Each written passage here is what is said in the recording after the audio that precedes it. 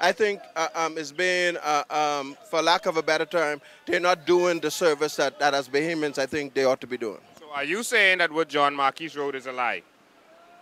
For me, the question is not a lie, because the question is not a lie or true. That's not part of the issue. Part of the issue, like I said, is their attempt an attempt to water down, reduce, or remove the significant contribution that was made on behalf of the Bahamian people through Sir Lynden Pindling, and not only Sir Lynden Pindling, the many others who fought for this country in the manner that they did. So I think that's the question we're proposing to them. Okay, so it doesn't matter whether it's truth or lies. It's not, see, we still back there, but I'm saying the question is not a matter of whether it is true or lies. This is about defending our founding father and the foundation of this country. This is about saying that we have accepted Sir Lynden with his imperfection, with all of his shortcomings. We have come to accept him in the context that his contribution and his work for this nation should forever remain a lasting memorial in terms of moving this country forward. And we want to submit the Tribune, by virtue of their writing, in an attempt to dismantle that, is in effect seeking to reduce the significance that this country has made as a nation only some 30, 40 years, you see? And so now the focus has got to be shifted back to the motive, the intent of those who carry the pen. Okay, great. I want to speak to you. Yeah. What's your name? Laura Williams. Laura Williams. This is the famous Laura Williams. You better believe it. Biggest PLP since hello. Hallelujah. That's right. I know where he came from. The one who slapped Ortland body. No, not that one. No. If I didn't slap it, I'd take his head off. So Ortland lie on you. He lie. He's a liar. And for a big gray man, he's a liar. Look him in the camera and tell him. Ortland no way to cat. He's a liar. All right, so what do you have to say about John Marquis and all this stuff? I think he should go. He got to go and go now. Go where? Back home. I don't know where he come from, but get out the Bahamas. I said, because I can't allow and stand here and see him try to let our country down, destroy our country, what I know about. 66 years ago. 66, John Mann was in there. He know nothing about this Bahamas, and definitely he knows nothing about Sir Lynden Oscar Pindling. So what do you think about Mr. Tynes who making these allegations? Too late for him, because listen here, let me tell you something, but thanks ain't the problem for me to be out here, you know. I here for Sir Lynden. But if you really want me to tell you about thanks, when I was growing up, I always listened to my parents. Mama said if you touch that fire, you can get burned. Tell me about Tynes. Tynes, I know. Controversy TV, if you know something, tell me. No, I telling you now, Tynes was here with his son, eh? So if you know his son was doing wrong, tell your son you're doing wrong. And if he did not listen to his father, that's what he kept. But don't blame my Sir Lynden Oscar Pindling for his slackness of bringing up his child. All right. So, anything you want to say to Hubert Ingram? Hubert Ingram, yes, I want to say something to him. Hubert Ingram, you need to go yourself. Because if Sir Lynden Oscar Pindling was alive today and was Prime Minister, he would never allow this slimy snake, John Marquis, to talk about the Bahamas. He would have stepped in. Either he stopped or the first thing smoking, he would have been ongoing. So you could slap John Marquis like how you slap Ortland body? Now, don't put body in that, because I'm ready to take John Marquis' head off. What? You could take his head off? I so serious. He's right in there. Tell him come down. Right okay, there. You go and bring him. You get more authority than me. You're a journalist. Go bring him to Laura. Let me sit down and take my time and pick him like how you pick lobster. John Marquis, if you is man, you go to the fruit stand on Blue Hill Road by Super Value. That's right. You'll meet Laura or her daughter. But tell him, linger till I come, because I will be there.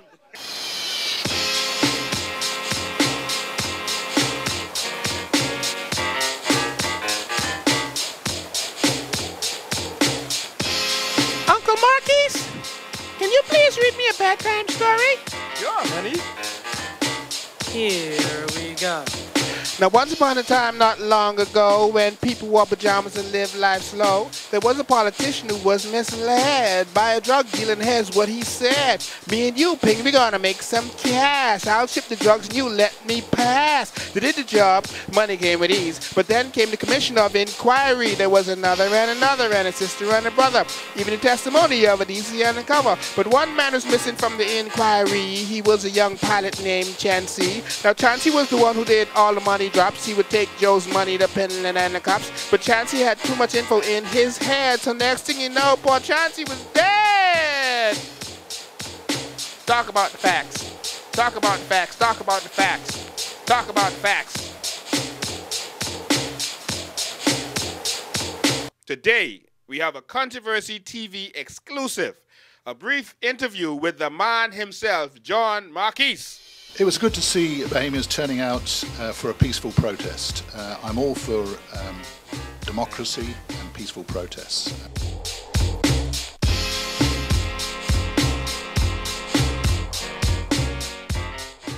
When I say Sir Lynden, you say hero. Sir Lynden. Sir Lynden. Sir Lynden. Sir Lynden. When I say John Marquis, you say go home. John Marquis. John Marquis. John Marquis. Why you here? Pardon me? Why you here? I'm standing up for the Bahamian public on the situation. The comment was made, right, pertaining to a non-Bahamian, non-born individual, right, got a good opportunity of employment, but the way the way he voiced his opinion, the literature and everything, right, what he processed when he speak. What did he say? Pardon me? What did he say? It's written. I mean, what did he say? What is written? If I tell you, no one else can read the paper. Oh my, you come out here and you know what the man say? Mister, look at me very, very carefully, right? When I work very hard in the hot sun for my money, right? And I am educated. Did you read the article? Well, God. Remember, Utah. Utah. No, that. You asking for the article? Yeah. You asking for the article? Yeah, your time, your time. No, you shouldn't. All right. No, you asking for the article? You don't need to ask, but you don't need to ask but one article. Ask about all of the articles that this nasty man has written. He's a nasty fella. He's a disrespectful fella. And he must be taught some manners. What you want to be done there? Whenever you're invited into a man's house, learn how to behave, you dirty skin.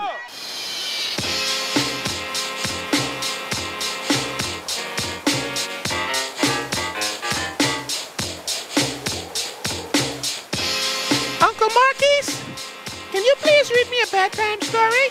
Sure, honey. Here we go. Now once upon a time not long ago, when people wore pajamas and lived life slow, there was a politician who was misled by a drug dealer, and here's what he said. Me and you, Ping, we gonna make some cash. I'll ship the drugs and you let me pass. They did the job, money came with ease. But then came the commission of inquiry. There was another and a sister and a brother.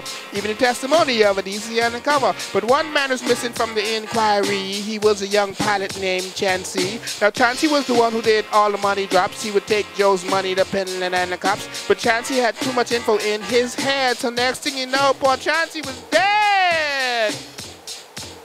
Talk about the facts. Talk about the facts. Talk about the facts. Talk about the facts.